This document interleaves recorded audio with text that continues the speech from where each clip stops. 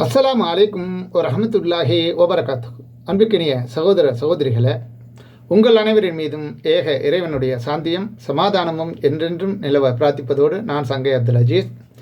இது இஸ்லாமிய ஒழுங்குகள் தொடர் காணொலியில் பாகம் 38. இதில் பேச்சின் ஒழுங்குகள் சிலவற்றை பார்க்க இருக்கிறோம். அதில் ஒருவனுடைய நடை உடை பாவனைகள் அவனிடத்தில் புதிந்துள்ள பண்புகளை படம் பிடித்து காட்டுவதைப் போல பல நேரங்களில் அவரது பேச்சுகளும் படம் பிடித்து காட்டுவிடுகின்றன. அவனை நல்லவனாகவும் கொடியவனாகவும் மென்மையானவனாகவும் கடுமை காட்டுபவனாகவும் பிரதிபலிக்க செய்யும் சக்தி அவன் பேசும் பேச்சிற்கு இருக்கிறது. சில வேளைகளில் நாம் விளையாட்டாக சில வார்த்தைகளை பேசி விடுவோம். நாம் கூறிய பொருளை உண்மையில் நம் உள்ளத்தில் மனப்பூர்வமாக ஒத்துக்கொள்ளாமல் கேலிக்காக கூறிய போதிலும் கேட்பவர் அதை மிக விபரீதமாக விளங்கி கொள்வார். நாம் நல்லவராக இருந்தாலும் நம்முடைய பேச்சு நம்மை தீயவனாக சித்தரித்து காட்டிவிடும்.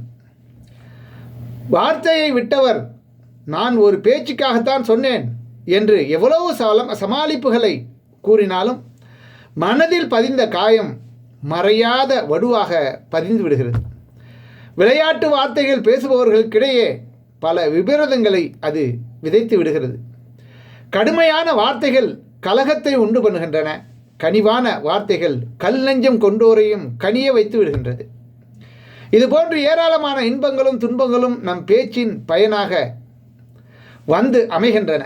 மேற்கண்ட விஷயங்கள் அனைத்தையும் அன்றாட வாழ்வில் நாம் கண்கூடாக கண்டு கொண்டு இருக்கிறோம். அல்லாவை நம்பியவன் நம்பாதவன் ஆகிய இருவரும் முறையான பேச்சின் அவசியத்தை உணர்ந்து கொள்வதற்கு இந்த நிகழ்வுகளே போதுமானதாக அமைந்திருக்கிறது.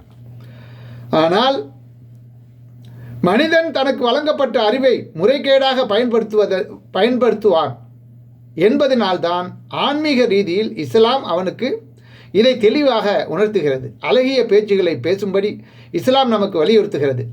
எந்த வார்த்தையில் சிறிதளவும் பிரயோஜனம் இல்லை என்று தெரிகிறதோ அதை பேச வேண்டாம் என்றும் இஸ்லாம் நமக்கு தெளிவாக கற்றுத்தருகிறது. எனவே நாம் எதை பேச வேண்டும், எதை பேசக்கூடாது என்பதை பற்றி தெளிவாக யோசித்து பேச வேண்டும். அப்படிப்பட்ட பேச்சுகளால் நம்முடைய நிலை மக்கள் மத்தியில் உன்னதமாக கருதப்படும்.